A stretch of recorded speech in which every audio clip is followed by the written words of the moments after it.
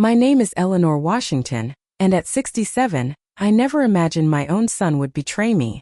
After my stroke left me partially paralyzed, Richard rushed to place me in the cheapest nursing home he could find.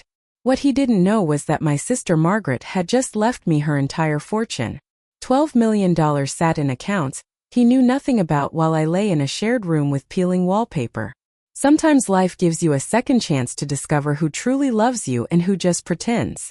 Before I share my story, let me know where you're watching from in the comments, and hit that subscribe button if you believe family should mean more than money.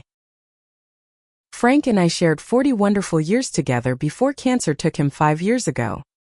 He was a carpenter with magic in his hands, building our modest suburban home himself back in 1982.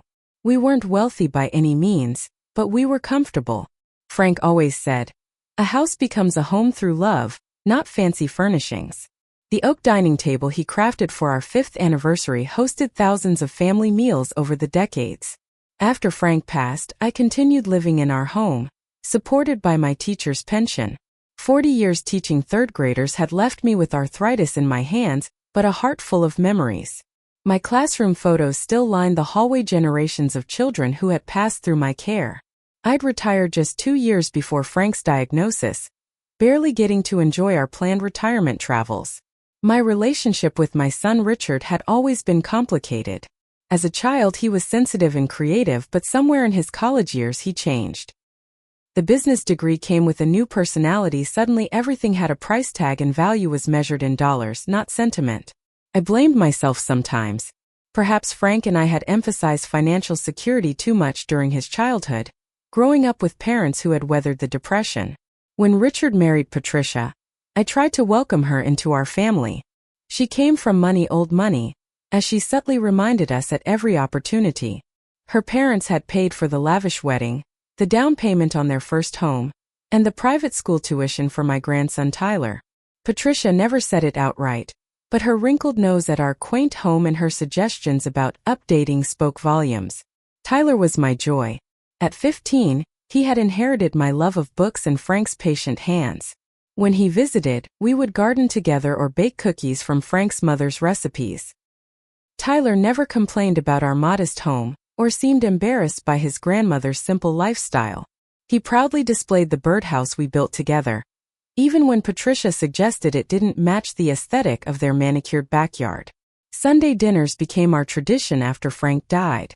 Richard insisted I join them weekly, which I appreciated, though the atmosphere grew increasingly tense as years passed. Patricia would comment on neighbors who had upgraded to retirement communities.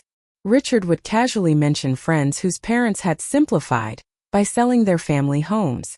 I smiled and served dessert, pretending not to understand the hints.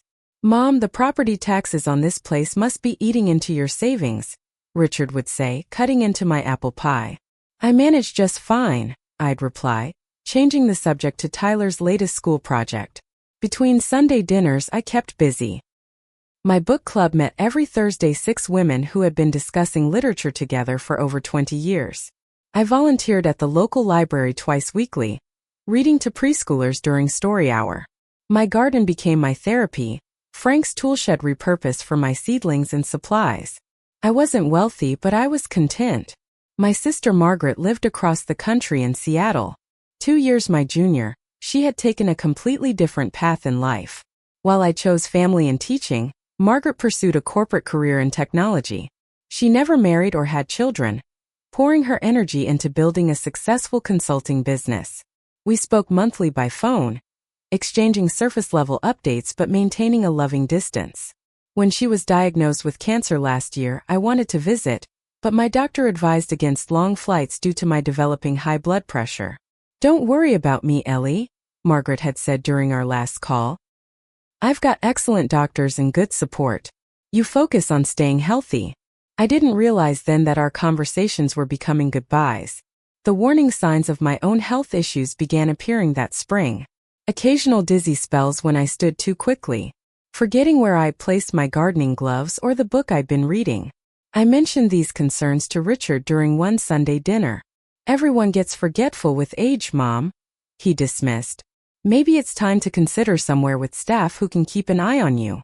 I changed the subject again. But his words worried me enough to update my will. I didn't have much: the house, my modest savings, Frank's life insurance that I'd barely touched, but I wanted to ensure it would be properly divided between Richard and a college fund for Tyler.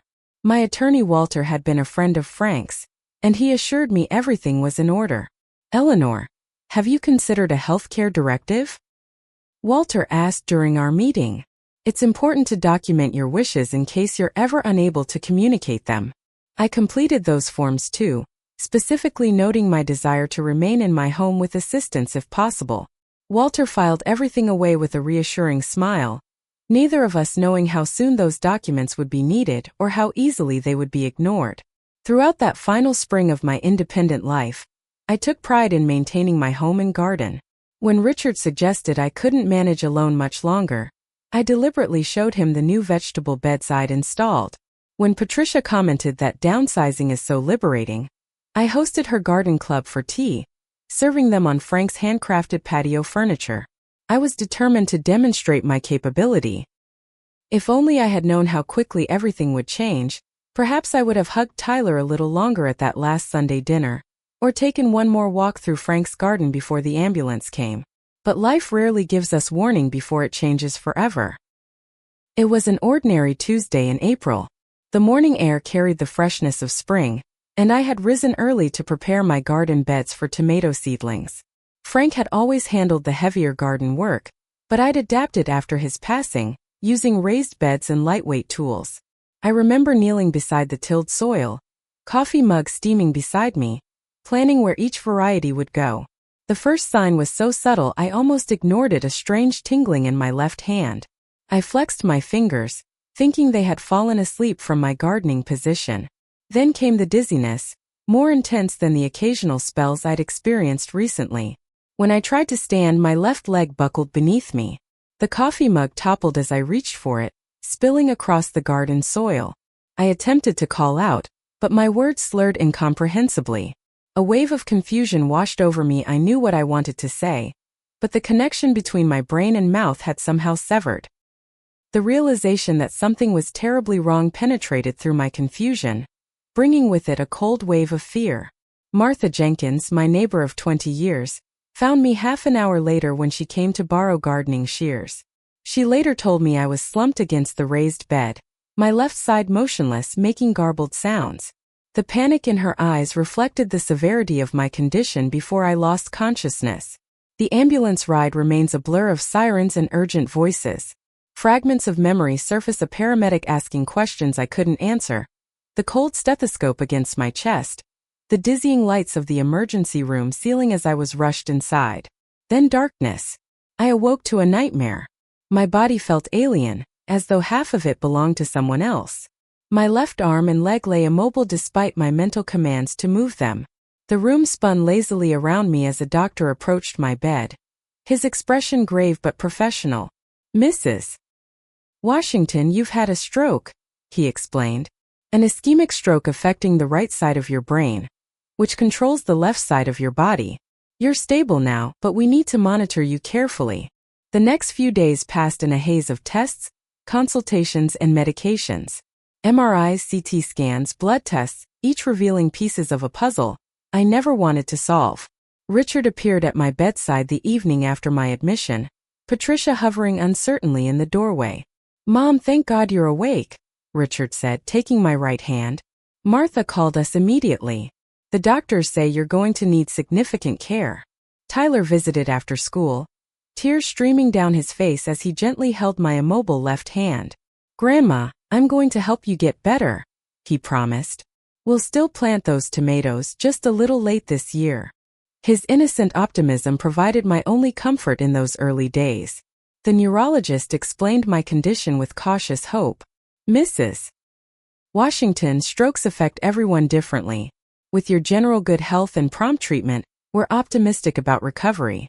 You'll need intensive rehabilitation, but many patients regain significant function with proper therapy." I clung to those words like a lifeline as I faced the reality of my situation. My speech had begun returning in halting sentences, though finding words sometimes felt like fishing in murky water. My left side remained stubbornly unresponsive, though occasional tingling suggested the nerve pathways weren't completely destroyed. The first week passed in a parade of specialists, medications, and tests. Richard visited daily at first, though I noticed his visits grew shorter, his eyes constantly checking his watch or phone. Patricia came 3 times that first week, each visit shorter than the last, her discomfort with hospitals evident in her stiff posture. It was during the second week that I first overheard Richard speaking with my doctor in the hallway outside my room. I had awoken from a nap, their voices carrying through the partially open door. "What are the long-term care options?" Richard was asking. "She obviously can't return home alone." My heart sank. I had assumed naively, perhaps, that with proper rehabilitation and home health care, I could eventually return to my house. Frank's house. Our house. "There are excellent rehabilitation facilities," the doctor responded. "With intensive therapy, many patients make substantial recoveries. After that, it depends on her progress. Some patients do return home with assistance." "And the costs for these facilities?" Richard's question sent a chill through me. Later that same day, I overheard Richard and Patricia in the visitor lounge, thinking I was asleep during my afternoon rest. "The house is too valuable to sit empty," Patricia was saying. "Real estate in that neighborhood has skyrocketed. We could easily get $700,000 in this market." "It's not our decision," Richard replied, though his tone lacked conviction. "But you're right that it makes no sense to maintain it while paying for her care. Medicare will only cover so much." I lay perfectly still, tears sliding silently into my pillow.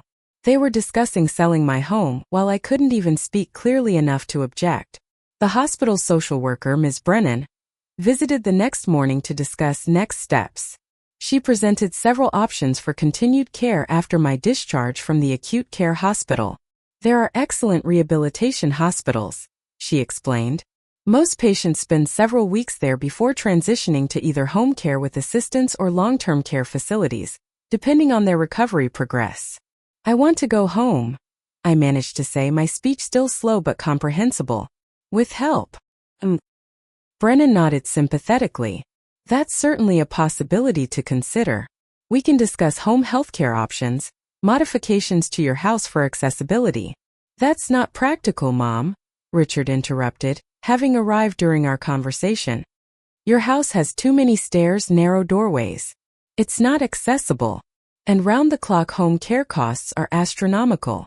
Ms. Brennan tried to continue explaining options, but Richard's mind seemed already made up. "We need to be realistic about what's best for Mom," he said, using that particular tone people adopt when discussing elderly relatives as though they aren't present. A day later, a letter arrived addressed to me. A nurse handed it to Richard, who glanced at the return address, my sister Margaret's attorney in Seattle. "I'll hold on to this," Richard said, tucking it into his jacket. "It's not important right now. You need to focus on your recovery, Mom." I wanted to protest but couldn't find the words quickly enough before he changed the subject to the nice facility he and Patricia had been researching. The growing helplessness of my situation became unbearable. My body had betrayed me, and now my son was making decisions about my life, my home, my future without truly consulting me. Whenever I tried to express my wishes, my halting speech was interpreted as confusion, my concerns dismissed as emotional reactions to my condition. Tyler remained my only true advocate, though at 15, he had no legal standing. "Dad says we have to sell Grandma's house," he confided during one visit. "I told him you love that house and want to go back, but he says it's not possible anymore." I squeezed his hand with my good one, fighting back tears. "Not fair," I managed. "I know, Grandma," he whispered. "I'm trying to change his mind." During my third week in the hospital, Richard arrived with papers for me to sign. "It's just temporary guardianship, Mom," he explained, "so I can handle your finances and healthcare decisions while you recover. The social worker says it's standard procedure." My hand trembled as I scrawled my signature with my unaccustomed right hand. I had no choice. Someone needed to pay my bills and manage my affairs while I was incapacitated. I trusted my son, despite the conversations I'd overheard. Surely he wouldn't make decisions against my explicit wishes. How wrong I was. The family meeting in my hospital room marked the beginning of the end of my independence. Richard arrived with Patricia and the hospital's social worker, Ms. Brennan. They arranged themselves around my bed like a tribunal, with Richard taking the lead. "Mom, we've found the perfect place for your recovery," he announced, placing a glossy brochure on my tray table. Sunny Pines Nursing and Rehabilitation Center. They have physical therapy programs and round-the-clock nursing care. I struggled to examine the brochure with my one functioning hand. The facility looked institutional, nothing like the specialized rehabilitation hospitals Ms. Brennan had mentioned earlier. "Is this rehabilitation hospital?" I asked, my speech still frustratingly slow. "It's a nursing home with rehabilitation services," Richard replied. "The important thing is that they have availability now, and they accept your insurance. Medicare only covers the first 20 days at 100%, Patricia added, glancing at her designer watch. "After that, there's a significant copay until day 100. We need to be practical about costs." "I want specialized rehabilitation," I insisted, looking to Ms. Brennan for support. "Then home. With help." Ms. Brennan cleared her throat.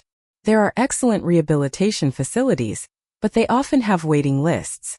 And as Mrs. Washington mentioned, home health care is an option after sufficient recovery." "That's completely unrealistic," Patricia interrupted. "The cost of home modifications alone would be prohibitive, not to mention ongoing care expenses. Sunny Pines provides everything in one place." "What about my house?" I asked, the words coming out more clearly as my anxiety sharpened my focus. "We'll take care of everything, Mom," Richard assured me with a pat on my good hand. "You don't need to worry about the house right now." Tyler, who had been sitting quietly in the corner, spoke up. "Grandma wants to go back to her house. She told me." "Tyler, the adults are handling this," Patricia said sharply. "Your grandmother's house isn't suitable anymore. The stairs alone would be impossible with her condition." "We could put in a stair lift," Tyler suggested. "My friend's grandpa has one." Richard silenced him with a look. "This isn't up for debate. We've already secured her spot at Sunny Pines, and the hospital needs the bed. The decision is made." My protests fell on deaf ears. By the end of the meeting, Richard had signed the transfer papers. I would be moved to Sunny Pines the following day. As they left, Tyler hung back to squeeze my hand. "I'll visit you every day I can," he whispered. "Don't worry, Grandma." The next morning, an attendant helped me into a wheelchair for discharge. The hospital had provided basic physical therapy, but I was still unable to walk or use my left arm. Being dressed by strangers had become my humiliating new normal. The ambulance ride to Sunny Pines gave me my first glimpse of the outside world since my stroke. Spring had advanced without me, trees now fully leafed, flowers blooming along the roadside. We turned off the main road onto a side street, then down a long driveway to a sprawling one-story building that had clearly been built in the 1970s and minimally maintained since. The faded sign reading Sunny Pines Nursing and Rehabilitation Center hung slightly crooked above the entrance. The garden beds contained a few scraggly shrubs but none of the cheerful flowers shown in the brochure. An elderly man sat smoking in a wheelchair just outside the doors, an oxygen tank beside him. "This is it?" I asked the ambulance attendant, unable to keep the dismay from my voice. "'Fraid so, ma'am," he replied sympathetically. "Not the Ritz, but they take good care of folks here." His forced smile suggested otherwise. The intake process was efficient but impersonal. The administrator, Mrs. Winters, reviewed my paperwork while speaking about me in the third person. "Mrs. Washington will be in room 112, a semi-private. Her Medicare coverage begins immediately. Physical therapy evaluations occur on Wednesdays, so she'll be assessed next week." She looked at me briefly. "Our dining room is down the hall. Meals at 7:30, 12 o'clock, and 5:30 sharp. Miss them, and you'll wait until the next one." I was wheeled to room 112, which was not the semi-private accommodation described, but a room with 4 beds separated by thin curtains that did little to provide privacy. 3 beds were already occupied. The 4th, mine, was positioned directly under a flickering fluorescent light. "You're lucky," the aide said as she transferred me to the bed. "We just had this spot open up yesterday." My roommates included Doris, who moaned constantly, Betsy, who called for her long-dead husband throughout the day, and Martha, who stared silently at the ceiling. The shared bathroom smelled of urine despite apparent recent cleaning. The understaffing became immediately apparent. My call button went unanswered for 45 minutes when I needed assistance to use the bathroom. When an aide finally arrived, she seemed harried and frustrated. "We're short-staffed today," she explained, helping me to the toilet. 3 people called out sick, and management won't approve overtime. Dinner was served on a plastic tray, some sort of meat and gravy, mushy peas, and instant mashed potatoes. The plastic fork bent when I tried to cut the meat with my one functioning hand. No one offered assistance until I dropped the fork entirely, at which point an aide hurriedly cut everything into small pieces before rushing off to the next resident. Richard and Patricia arrived as I was finishing dinner. Patricia wrinkled her nose at the institutional smell, but forced a smile. "It's quite convenient here," she said, looking around the crowded room. "And look, you've already made friends." She gestured toward my roommates as though we had chosen to share this space. "The administrator says they have excellent rehabilitation services," Richard added. "You'll be up and about in no time." "When can I go home?" I asked directly. Richard and Patricia exchanged glances. "Let's focus on your recovery first," Richard hedged. "One step at a time." "We'll visit all the time," Patricia promised, checking her watch after barely 15 minutes. "But we should let you rest now. It's been a big day." As they prepared to leave, Tyler slipped me a paperback book. "I'll come see you after school whenever I can, Grandma," he promised. "Maybe they won't notice if I visit outside official hours." That first night at Sunny Pines was the loneliest of my life. The strange sounds, Doris's moaning, the squeaking of nurse shoes in the hallway, the occasional alarm from someone's medical equipment kept me awake until exhaustion finally pulled me under near dawn. As I lay in that unfamiliar bed, I realized this was not the temporary arrangement Richard had implied. This was my new life, or at least the life my son had chosen for me. Tears slid silently down my face in the darkness, but somewhere beneath the grief, a small spark of anger began to glow. This couldn't be all that remained of Eleanor Washington's life. Somehow I had to find a way out. Adaptation to life at Sunny Pines came in small, painful increments. The day began abruptly at 6 a.m. with overhead lights flipped on and aides moving efficiently from resident to resident. Privacy was a luxury no one could afford here. Bodies were washed, changed, and dressed with mechanical precision. "Rise and shine, Mrs. Washington," an aide named Brenda would announce, already pulling back my covers before I'd fully awakened. "We've got to get you ready before breakfast. We're short-staffed again today." Meals arrived with institutional punctuality: 7:30 a.m., 12 p.m., and 5:30 p.m. Miss a meal, as Mrs. Winters had warned, and you'd simply go hungry until the next one. The food was consistently bland, nutritionally adequate but joyless, served on plastic trays with compartments like prison meals I'd seen in movies. The physical therapy I'd been promised proved woefully inadequate.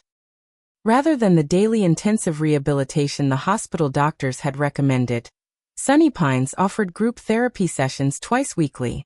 8 stroke patients with varying levels of impairment would be arranged in a semicircle, while a single therapist led them through generalized exercises, unable to provide the individualized attention each person needed. "You're making great progress, Mrs. Washington," the therapist would say, though she'd spent perhaps 3 minutes with me during the hour-long session.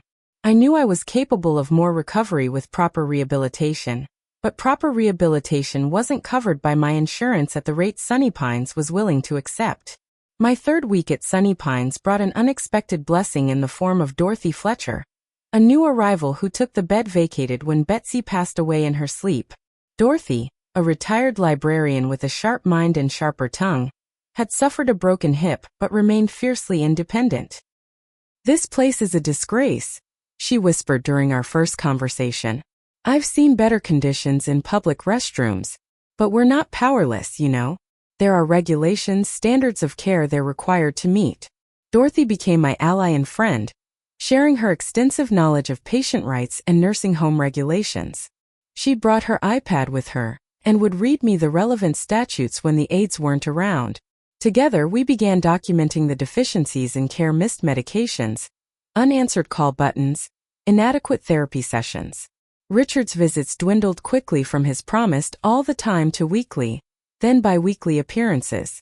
Each time he'd bring a small gift, flowers that died quickly in the dry air, chocolates I couldn't enjoy due to dietary restrictions, magazines with print too small for my struggling eyesight.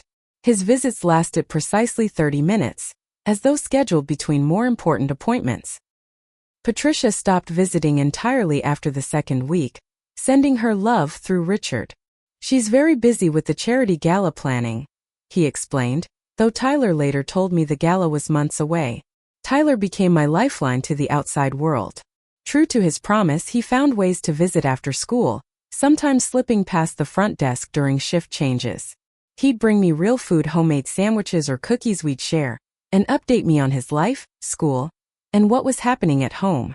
Dad's been meeting with real estate agents, he told me during one visit, his voice low. They came to the house to take pictures and everything. My suspicions were confirmed a week later when Richard called my room phone.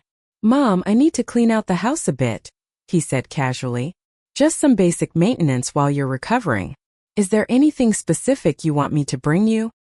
"Don't sell my house," I replied, my speech clearer now after weeks of speech therapy exercises I practiced obsessively in bed. A pause. "Mom, no one's selling anything. We're just getting things organized." But Tyler's next visit brought confirmation. "They're listing the house next week," he said, distress evident in his young face. "Dad says it's to cover the costs of your care. They're having an estate sale for all the furniture first." The next time Richard visited, I confronted him directly. "You're selling my house without my permission." Richard had the decency to look uncomfortable. "Mom, we've been over this. The house is sitting empty, costing money in taxes and maintenance. Your care here isn't free after the Medicare coverage period ends. We're just being practical." "Frank built that house," I said, my voice trembling with anger rather than weakness. "Everything I own is there." "We're keeping all the important things," Richard assured me, though his definition of important became clear when Tyler smuggled in his phone to show me photos of the estate sale preparations. Frank's handcrafted furniture, the oak dining table where we'd shared family meals for decades, the rocking chair where I'd nursed Richard as a baby, the bookshelf that had held generations of beloved books, all tagged with insulting prices. My china, my photographs, my life reduced to bargain items for strangers to haggle over. Dorothy found me crying that evening and listened as I poured out my heartbreak. "You know," she said thoughtfully, "there are legal protections against this sort of thing. Guardianship doesn't automatically grant the right to liquidate assets, especially if you're not permanently incapacitated." She helped me understand my rights as a patient and as a property owner. Together, we researched elder law attorneys using her iPad during the quiet afternoon hours when most residents were napping. My speech had improved enough for coherent phone conversations, and Dorothy let me use her cell phone to make calls when the shared resident phone in the hallway wouldn't provide sufficient privacy. Meanwhile, the nursing staff's indifference to complaints became increasingly frustrating. When I reported that my water pitcher had been empty for 8 hours, the floor nurse simply replied, "We'll get to it when we can." When Dorothy's call button went unanswered for over an hour after she'd fallen trying to reach the bathroom alone, the supervisor suggested she plan bathroom trips better. We weren't alone in our frustrations. Gradually, we formed a small alliance with other neglected residents: Harold from room 118, Judith from the room across the hall, Bernard, who used a wheelchair but had a booming voice that commanded attention. Together, we began documenting violations, helping each other when staff wouldn't, and providing witnesses to incidents that might otherwise be dismissed. Richard's visits became increasingly strained. When I questioned decisions about my house or asked about specific items of sentimental value, his irritation became palpable. "Mom, this isn't healthy," he said during one tense visit. "The doctor says your agitation about the house is impeding your recovery. You need to focus on getting better, not worrying about objects." "They're not just objects," I replied. "They're my life, my memories." Richard sighed heavily. "Patricia and I are handling everything. Trust us to do what's best." Christmas arrived and Richard appeared with expensive gifts: a cashmere sweater too warm for the overheated facility, leather slippers when I could barely walk, a digital photo frame I couldn't program without assistance. He stayed for 45 minutes, describing his and Patricia's upcoming Caribbean cruise while I sat in a wheelchair still struggling to hold a fork properly. Tyler visited later that same day, sneaking in a small, handmade gift, a scrapbook of photos from my garden, pictures he'd taken over the years of flowers I'd grown, vegetables we'd harvested together, and quiet moments on Frank's patio furniture. "I saved some seeds from your garden, Grandma," he whispered. "The tomatoes and zinnias. For when you come home again." His faith in my eventual return home brought fresh tears, but his next words changed everything. "This came for you," he said, slipping an envelope from his pocket. "It was with the mail at the house. Dad put it aside, but I thought you should have it." The return address showed Harold Blackwell, attorney at law, Seattle, Washington. My sister Margaret's attorney. With trembling fingers, I opened the envelope while Tyler kept watch at the door. Inside was a letter informing me of Margaret's passing 2 months earlier, and instructions to contact Harold immediately regarding my inheritance as her sole beneficiary. A private phone number was included. "Tyler, can I use your phone?" I asked, my heart pounding. "There's something I need to do." Margaret and I grew up in a small town in Minnesota, daughters of a high school teacher and a nurse. Just 2 years apart, we were close as children despite our different personalities. I was the cautious one, finding comfort in routine and tradition.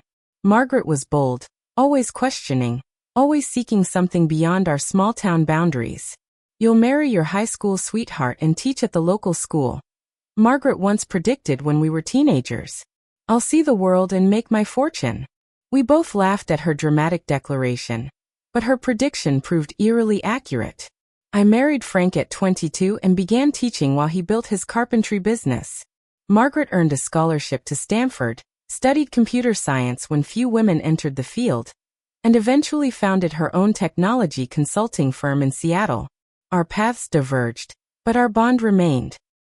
We called monthly, exchanged birthday and Christmas gifts, and supported each other through parents' deaths, my marriage, and the birth of Richard. Margaret never married or had children, pouring her energy into her career and, as I later discovered, astute investments. "Business is booming," she'd say during our calls, though she rarely shared specifics. "The tech industry is where the future lies, Ellie." When she was diagnosed with pancreatic cancer 6 months before my stroke, she approached it with characteristic pragmatism. "I've had a good run, Ellie," she told me. "Built something meaningful, lived life on my terms. No regrets." I wanted to fly out immediately, but my doctor advised against it due to my blood pressure issues. We settled for daily phone calls as her condition deteriorated, never quite saying goodbye, but both understanding where things were heading.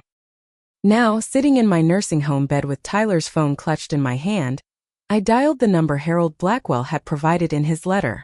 "Blackwell Legal Associates," a receptionist answered. "Harold Blackwell, please," I said, my voice steady despite my racing heart. "Eleanor Washington calling regarding Margaret Taylor's estate." After a brief hold, a deep, kind voice came on the line. "Mrs. Washington? I've been trying to reach you for months. I'm so sorry about your sister." "I've been unavailable," I replied carefully, aware of Tyler keeping watch at the door. "I had a stroke. My son has been handling my affairs."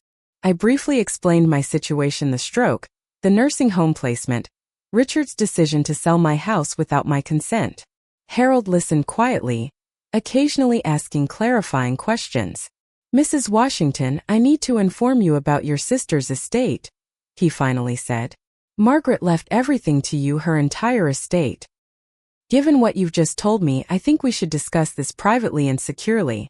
Would it be possible for me to visit you?" "Everything?" I echoed, stunned. "What does that mean exactly?" Harold paused.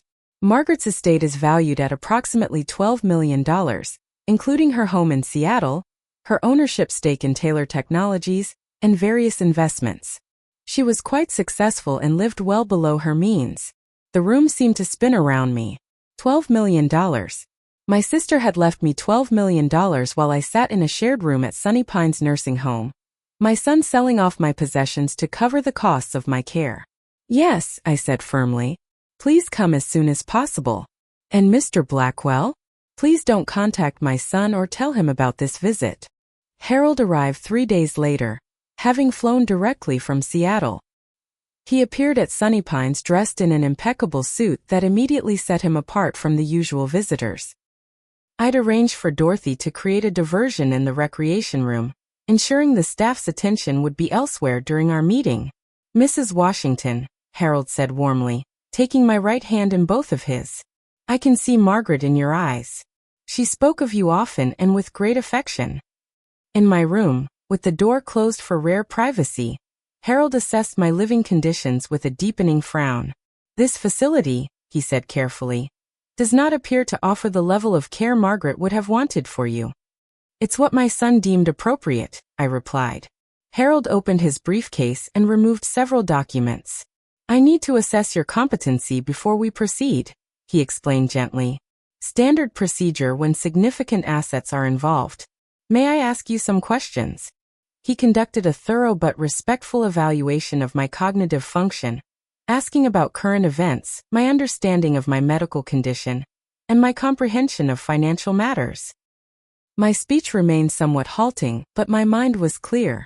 "Mrs. Washington, I have no concerns about your capacity to make decisions regarding your inheritance," Harold concluded. "Now let's discuss how we can secure these assets and improve your situation without alerting your son prematurely." Over the next 2 hours we developed a strategy. Harold would open new accounts solely in my name at a different bank than Richard used. Margaret's assets would transfer directly to these accounts, bypassing any access Richard might have through his temporary guardianship. Harold would also arrange for a geriatric care manager to conduct an independent assessment of my needs and abilities. "The care manager can help determine what level of care you truly require," Harold explained. "If, as I suspect, you're receiving inadequate rehabilitation here, we can explore alternatives: private facilities with intensive therapy, home health care with proper equipment, whatever would best serve your recovery." For the first time since my stroke, I felt a glimmer of hope. "My son will fight this," I warned. Harold nodded grimly. Margaret anticipated potential family complications. She included specific provisions to protect you from financial exploitation.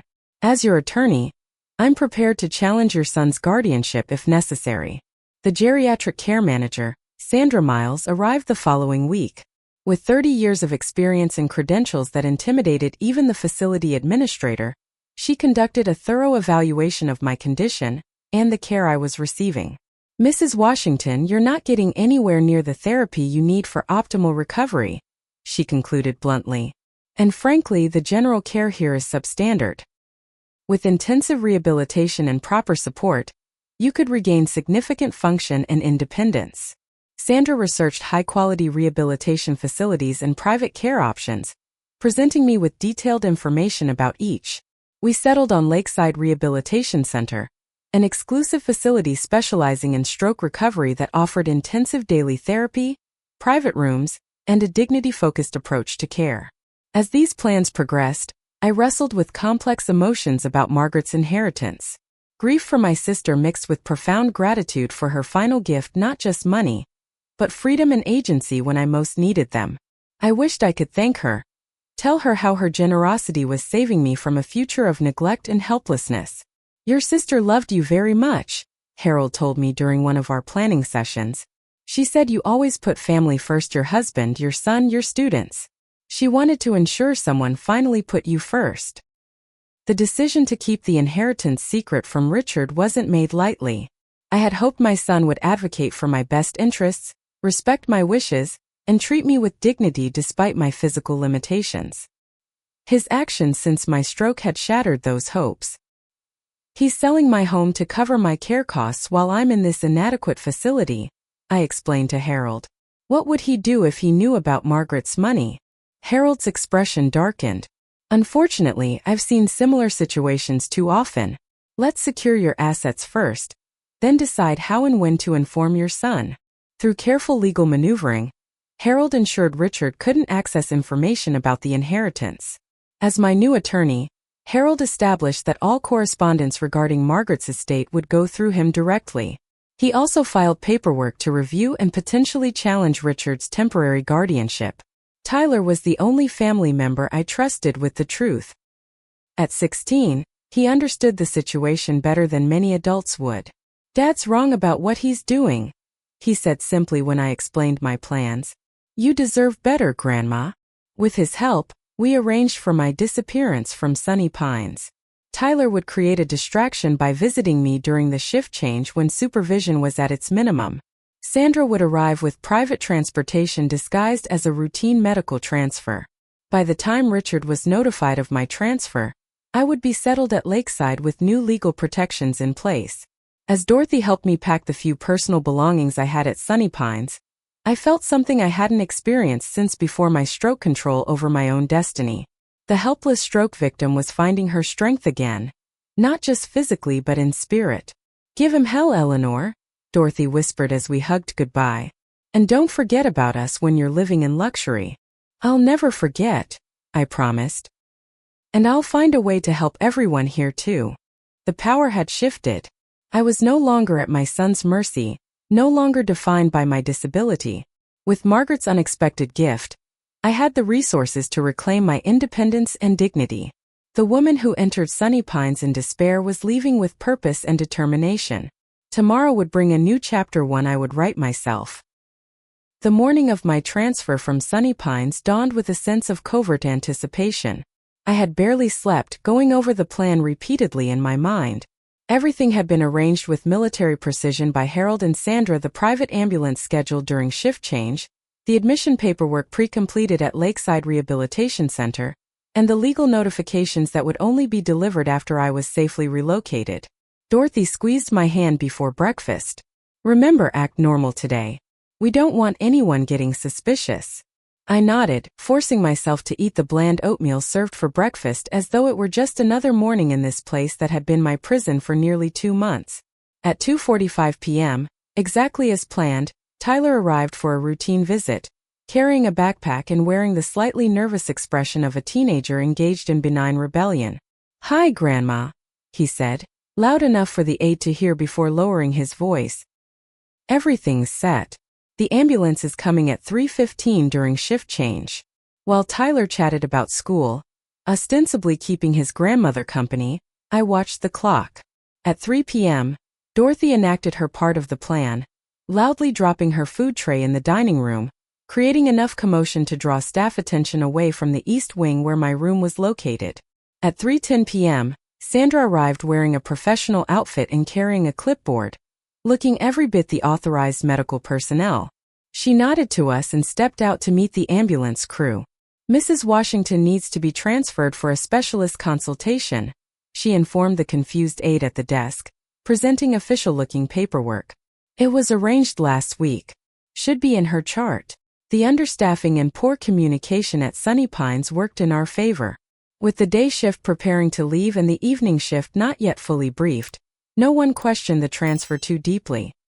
The ambulance attendants were efficient and respectful, transferring me to their stretcher with more care than I'd received in weeks. "Good luck, Grandma," Tyler whispered as I was wheeled out. "I'll visit as soon as I can." As the ambulance pulled away from Sunny Pines, I felt a surge of emotion: relief, triumph, and a touch of anxiety about what lay ahead. Sandra rode with me, explaining what to expect at Lakeside. "It's a completely different environment," she assured me. "Private rooms, dedicated therapists, dignity-focused care. Your recovery is their priority." The contrast between Sunny Pines and Lakeside Rehabilitation Center couldn't have been more stark. Where Sunny Pines had been institutional and deteriorating, Lakeside was modern and welcoming. The entry featured natural light, living plants, and artwork created by former patients. The receptionist greeted me by name with a warm smile. "Mrs. Washington, we've been expecting you. Welcome to Lakeside." My private room resembled a hotel suite more than a medical facility, with adjustable lighting, a hospital bed disguised with quality linens, an attached private bathroom with accessibility features, and windows overlooking an actual lake with walking paths around its perimeter. Dr. Melissa Chun, the medical director, personally conducted my intake evaluation. "Mrs. Washington, I've reviewed your medical records," she said, sitting at eye level rather than standing over me. "You've had inadequate rehabilitation for someone with your type of stroke and your prior health status. We're going to change that starting tomorrow morning. That first night at Lakeside, I slept soundly for the first time since my stroke. No moaning roommates, no constant interruptions, no sense of abandonment. Just quiet dignity and the promise of real recovery. The intensive therapy began immediately the next morning. Unlike the group sessions at Sunny Pines, Lakeside provided 3 hours of daily individual therapy, physical, occupational, and speech, each tailored specifically to my needs and adjusted as I progressed. Jennifer, my physical therapist, was firm but encouraging. "You have excellent potential for recovery," she told me after our first session. "Your muscles remember, even if they're not cooperating yet. We just need to rebuild those neural pathways." With proper therapy, my progress accelerated dramatically. Within a week, I could stand with minimal support. By the end of the second week, I was taking tentative steps with a walker. My left arm began responding to commands, first in gross movements, then gradually with improving dexterity. Speech therapy with Marcus helped me regain fluidity in my conversation, working through exercises that challenged my brain to find alternate pathways around the damaged areas. Occupational therapy with Keisha focused on regaining independence in daily activities: dressing, bathing, eating. It wasn't until the third day that Richard discovered my transfer. Harold had timed the official notification to arrive after I was settled at Lakeside, giving Richard the bare minimum of legally required information, while asserting my right to appropriate medical care. The phone in my room rang during afternoon rest period. "Mom!" Richard's voice contained equal parts concern and anger. "What's going on?" "I just got a notice that you've been transferred to someplace called Lakeside. Did you arrange this? Who's paying for this?" I had prepared for this conversation with Sandra and Harold's coaching. "Hello, Richard. Yes, I've transferred to a rehabilitation facility that can provide the care I actually need. But how? Who authorized this? I'm your guardian. You have temporary medical guardianship, which doesn't prevent me from seeking appropriate care." The transfer was properly authorized. "Mom, this makes no sense. Sunny Pines was perfectly adequate, and your insurance won't cover some fancy private facility. You need to go back." "No, Richard. I'm staying at Lakeside. We can discuss this when you visit."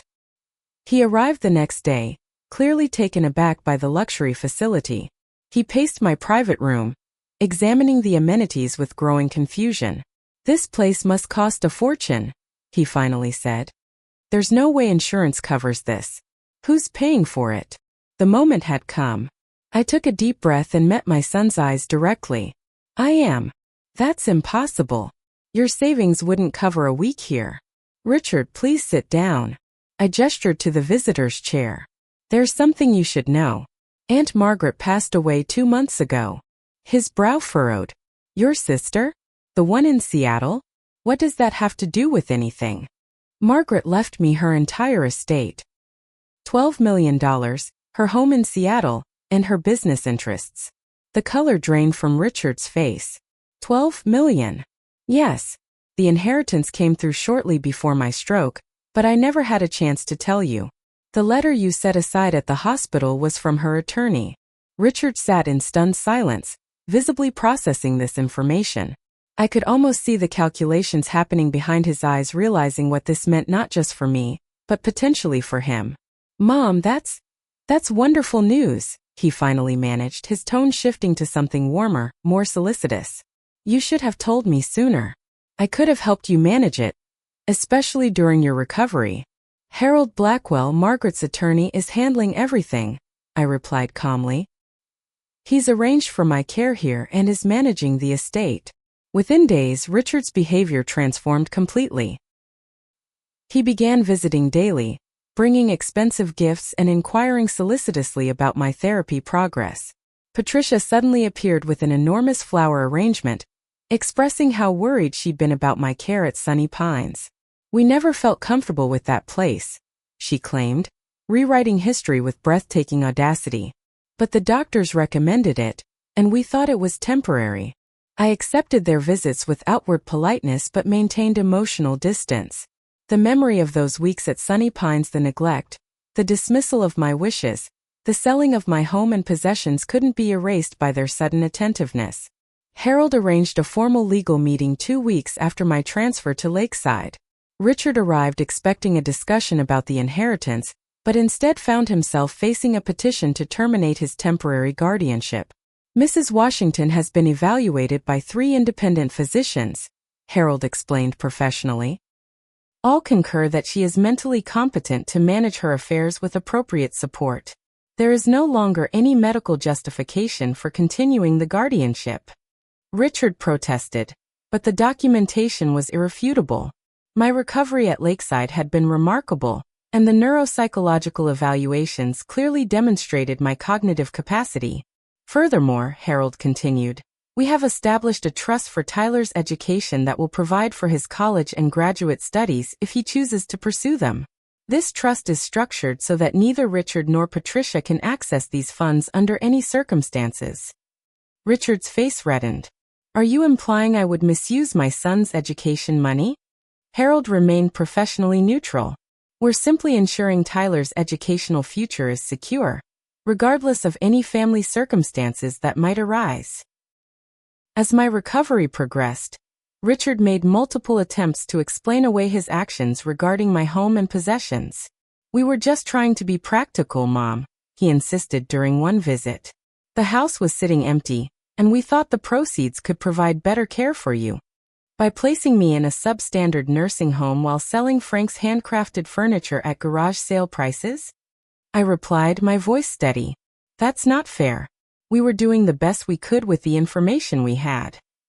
I let his justifications wash over me without argument. The facts spoke for themselves. At Harold's recommendation, I agreed to family therapy sessions with Dr. Lambert, a specialist in elder family dynamics.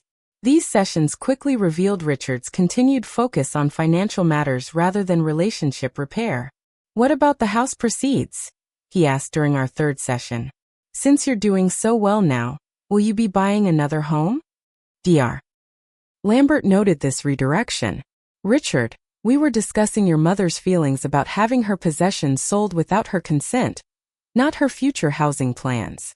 These sessions helped me establish new boundaries with my son's supervised visits only. No financial discussions unless Harold was present, and a clear understanding that trust, once broken, required time and evidence to rebuild. I want a relationship with you, Richard, I explained during one session, but it must be based on mutual respect. I'm still your mother, stroke or no stroke. My wishes and autonomy matter. Tyler flourished outside his parents' influence during his weekend visits to Lakeside. We resumed our former closeness, reading together, playing board games, and having conversations about his future aspirations. I'm thinking about medical school, he confided. Seeing how the good doctors and therapists here have helped you, I want to make that kind of difference. By my 3rd month at Lakeside, my physical recovery had exceeded everyone's expectations. I could walk short distances with just a cane. My speech had returned to nearly normal, and my left hand had regained enough dexterity for basic tasks. Dr. Chen attributed this remarkable progress not just to the intensive therapy, but to the psychological benefits of being in a respectful environment. The mind-body connection is powerful, she explained. When patients feel safe and dignified, their physical recovery often accelerates. As my discharge date approached, Harold and I planned my next phase. Using part of Margaret's inheritance, I purchased a luxury apartment in a building with accessibility features, 24-hour concierge service, and the option for private care as needed. Richard and Patricia made one final desperate attempt at manipulation during a family therapy session 2 weeks before my planned discharge. Mom, we've been thinking, Richard began with practiced casualness. Since you're doing so well, maybe you'd like to come live with us? We have that guest suite on the 1st floor that would be perfect. No stairs, private bathroom, and we'd be right there if you needed anything. The offer they would never have made before knowing about the inheritance hung in the air between us. That's very thoughtful, I replied with equal casualness, but I've already purchased my own apartment. I value my independence too much to give it up again. The flicker of disappointment in Richard's eyes told me everything I needed to know about the motivation behind the offer. 6 months after my stroke, I prepared to leave Lakeside for my new home. not as the dependent invalid Richard had abandoned at Sunny Pines, but as a woman reclaiming her life on her own terms. The inheritance that revealed my son's true character had also provided the means for my escape and recovery. Sometimes life's greatest betrayals lead to unexpected freedom. 6 months after my stroke, I moved into my new apartment at the Belvedere, a luxury building downtown with stunning views of the city park. At 68, I had never imagined starting over in a new home, but life rarely follows our expectations. My apartment featured wide doorways, an accessible bathroom with elegant grab bars disguised as design elements, and a kitchen with adjustable height counters. The developers had worked with accessibility experts to create spaces that were both functional and beautiful, proof that accommodations for disability didn't have to be institutional or unattractive. The support system I assembled included Marta, a professional caregiver who assisted me 3 mornings a week with more challenging tasks, Jessie, a physical therapist who continued my rehabilitation in-home twice weekly, and various concierge services provided by the building. This carefully constructed independence was a far cry from the institutional future Richard had envisioned for me. One of my first acts after settling in was to contact Dorothy at Sunny Pines. Our friendship had been forged in difficult circumstances, but had become a lifeline for both of us. After hearing about her continuing struggles with inadequate care, I worked with Harold to secure her transfer to Lakeside, using my newfound resources to ensure she received the rehabilitation she deserved. "You didn't forget us after all," she said tearfully when I visited her at Lakeside. "I knew you were a woman of your word, Eleanor." Reconnecting with former colleagues and neighbors brought unexpected joy to my new life. Many had lost track of me after my stroke, with Richard providing minimal information about my whereabouts. Their genuine delight at my recovery and new circumstances warmed my heart. "We tried to visit you at Sunny Pines," my friend Judith from the book club explained, "but they said you weren't accepting visitors. We knew that couldn't be right." My relationship with Tyler flourished in this new chapter. He visited every weekend, and we planned for him to stay with me during summer break, an arrangement Richard reluctantly approved after Tyler's insistence. "I want to learn to cook," Tyler announced one Saturday as we sat on my balcony enjoying the spring sunshine. "Real food, not just microwave stuff. Would you teach me Grandpa Frank's recipes?" These simple moments of connection healed something in me that the stroke hadn't damaged, but Richard's betrayal had wounded deeply: my sense of family continuity, of passing down not just genes but values and traditions. Richard continued his attempts at reconciliation, though the financial undertones never completely disappeared from his overtures.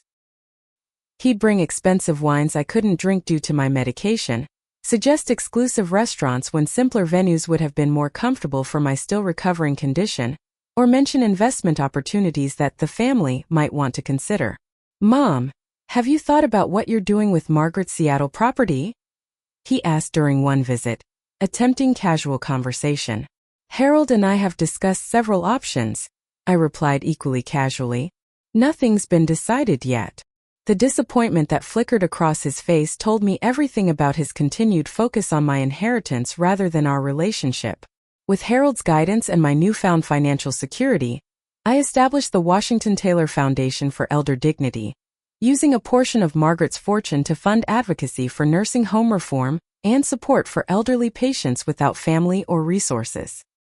The foundation worked to improve conditions at facilities like Sunny Pines, provided grants for staff training and dignity-focused care, and established an ombudsman program to investigate complaints of neglect or exploitation.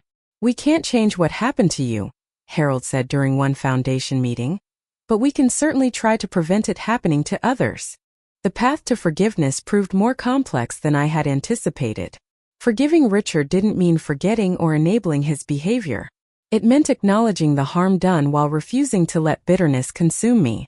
It meant establishing boundaries that protected me without closing the door entirely on our relationship. "Forgiveness doesn't mean trust," Dr. Lambert explained during one of our continuing therapy sessions. "Trust must be rebuilt through consistent actions over time." As months passed, Richard gradually realized that no amount of superficial attention would result in financial benefits.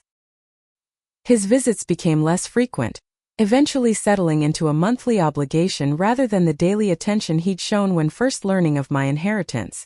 Patricia eventually abandoned the reconciliation effort entirely, sending her regrets through Richard that she was too busy to visit. The transparency of their motivations saddened me, but also reinforced the wisdom of my caution. The contrast between conditional and unconditional love had never been clearer. Tyler's genuine affection, Dorothy's friendship forged in adversity, the professional respect from my care team at Lakeside. These relationships were based on authentic connection, rather than potential gain. Blood doesn't automatically make family, I told Tyler during one of our conversations. Actions do. Some of the people who have shown me the most care and respect since my stroke aren't related to me at all. My new approach to life centered on authenticity, clear boundaries, and permission to find joy despite difficulties. The stroke and subsequent betrayal had left lasting trauma. I still experienced anxiety in medical settings, and instinctively tensed when Richard entered a room, but I refused to let these experiences define my remaining years. The unexpected blessing of stronger relationships with those who truly mattered brought richness to my life I hadn't anticipated. Tyler's weekend visits became the highlight of my weeks. We cooked together, played board games, and had conversations about values and ethics that I hoped would shape his developing character. Dad says business is about maximizing profit, Tyler told me one evening as we prepared dinner. But I think it should be about more than that. Like your foundation, making money is good, but doing good with it is better. I smiled, recognizing Frank's influence echoing through generations despite Richard's detour from those values. My friendship network expanded beyond old connections to include other survivors of family betrayal. Through the foundation's work, I met dozens of elders with stories similar to mine, adult children, who viewed them as burdens or financial resources, rather than people deserving dignity and respect. You're not alone in this, I assured Gladys, a 78-year-old woman whose daughter had emptied her bank accounts while she recovered from hip surgery. And you're not powerless. There are resources and people who will stand with you. The decision to write a memoir about my experience came from these connections. From betrayal to blessing, reclaiming dignity after stroke became not just my personal catharsis, but a guidebook for others facing similar challenges. The manuscript sat on my desk, nearly complete, a testament to resilience and reinvention. Financial independence had provided choices and security, but it hadn't healed the emotional wounds of betrayal. That healing came through honest relationships, purposeful work, and the daily decision to focus on gratitude rather than resentment. You know what I'm most thankful for? I asked Tyler as we celebrated my 70th birthday, almost 3 years after my stroke.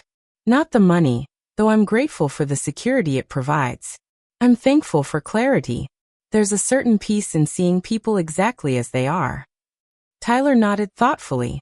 I think I understand. It's like when you adjust a microscope and suddenly everything comes into focus. Exactly. And once you see clearly, you can make better choices about who deserves your trust and energy. Life lessons about trust, love, and self-worth continued to unfold daily. I discovered joy in small pleasures, a perfect cup of tea on my balcony at sunrise, the satisfaction of writing a paragraph that captured exactly what I meant to say, Tyler's laughter at some shared joke. These moments felt more precious because I had nearly lost the capacity to experience them. Margaret's gift had provided not just financial freedom, but the opportunity for a second act I never expected. Sometimes I spoke to her in quiet moments, thanking her for this final expression of sisterly love. I hoped she somehow knew that her legacy extended beyond money to the lives being improved through the foundation bearing our names. As I finished the final chapter of my memoir, I reflected on the unexpected journey from that garden stroke to my current life. The path had contained more pain than I could have imagined, but also more growth, purpose, and authentic connection than I might otherwise have found. Resilience and reinvention weren't qualities I had ever considered mine until circumstances demanded them. Now approaching my 8th decade, I had discovered capabilities I never knew I possessed, and built a life reflecting my true values rather than others' expectations. Have you ever experienced a betrayal that eventually led to something better? Or found strength you didn't know you had when faced with life's challenges? I'd love to read your stories in the comments below. If this account of my journey from betrayal to blessing has touched you, please consider subscribing to hear more stories of resilience and transformation. Hit that like button if you believe, as I do, that it's never too late to reclaim your dignity and build a meaningful life. Thank you for walking this path with me today. And remember, sometimes our greatest setbacks reveal our most unexpected strengths.